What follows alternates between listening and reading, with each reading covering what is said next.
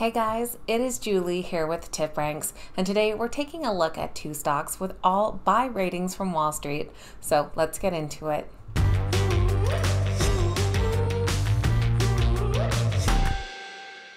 Alright guys, welcome back. Thank you all so much for being here. First off, I apologize for being away the last couple of days. It was not planned, but we had some kind of flu bug hit our household and we were definitely out of commission for a few days, but back on the mend now. So we're back at it, and today we're going to be taking a look at two stocks that come in with unanimous buy ratings from Wall Street.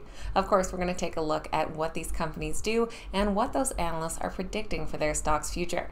Just before we get into that, I also want to introduce you to a great new feature on the TipRanks website, and that is their options page.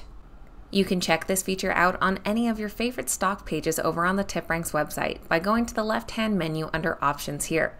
With this view, we have calls on the left and puts on the right, and your strike price down the middle. You can also switch the view from side by side to stacked, and select your expiration dates sorted by weekly and monthly expirations and how many strikes you want to see. At the bottom, there's also an FAQ to answer any of your questions. So check out the options page for yourself and let us know your thoughts in the comments down below. Now let's get right into today's two strong buy stocks. First up, we have a company called Everest Group. Their stock trades under the ticker EG with a market cap of about $13.5 billion. They're currently priced at $352 per share.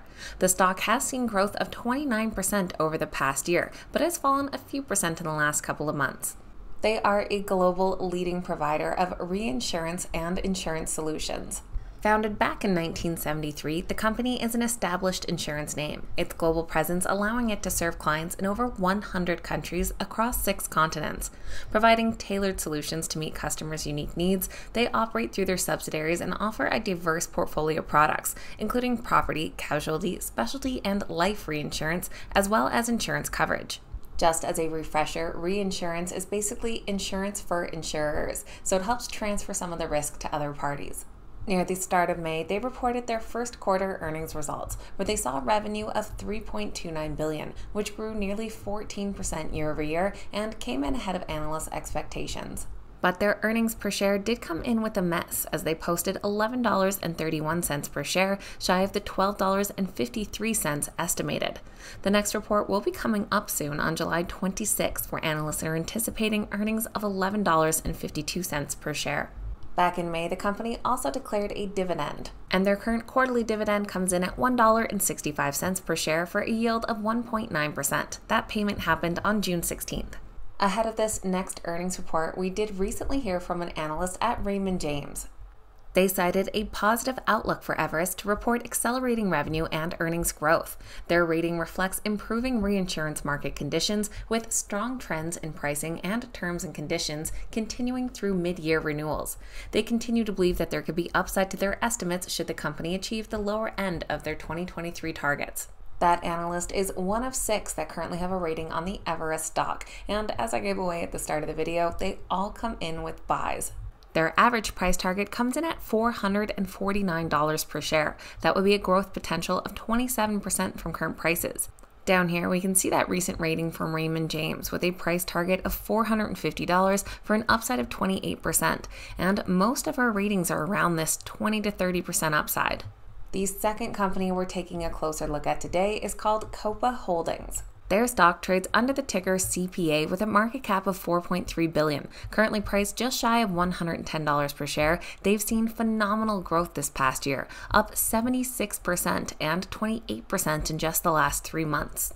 Copa Holdings is in the airline industry. They are a Panama-based firm that acts as a holding company for Copa Airlines and Copa Colombia. The company has positioned itself as a major player in the Latin America region, offering connectivity between cities in South America, Central America, North America, and the Caribbean, with a wide network of 79 destinations across 31 countries. They operate a modern fleet of aircraft and have gained a reputation for their high-quality service, punctuality, and efficient operations. Copa has been benefiting from the return of travel demand following the lull during COVID, and during their Q1, they saw their revenue grow 51% year over year. Q1 revenue came in at $867.3 million, beating Wall Street's expectations. This was also a 29% increase in their pre-COVID levels back in 2019. They reported earnings per share of $3.99, beating the estimates of $3.25 per share. And once again, we have a Raymond James analyst recently weighing in on the stock. This analyst said that we believe the relative attractiveness of Copa's geographically advantageous and defensible hub has improved. As such, while the inflection in competitive capacity against a lower fuel backdrop is likely to pressure yields, Copa's cost initiatives, coupled with an overall attractive competitive setup, should support strong margins. The Copa stock currently comes in as a unanimous strong buy based on 8 analyst ratings. With an average price target of $148, they think there's more growth potential ahead, as that would be an upside of 36%. Looking down below, once again, we have that Raymond James rating. They come in with an upside of over 40%, so quite bullish there, but not even the highest on the list, as JP Morgan sees upside of 45%. All the rest well above 20%.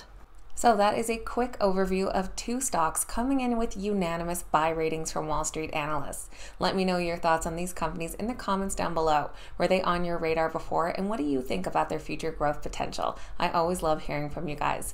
Keep in mind these videos are never a suggestion to buy or sell any specific stock. Please make sure you're always doing your own research and due diligence before making any investment decision. If you made it to the end of today's video, make sure you hit that thumbs up button and that you're subscribed to the channel as well. Thanks so much for watching. Have a wonderful day, and I'll see you back here next time.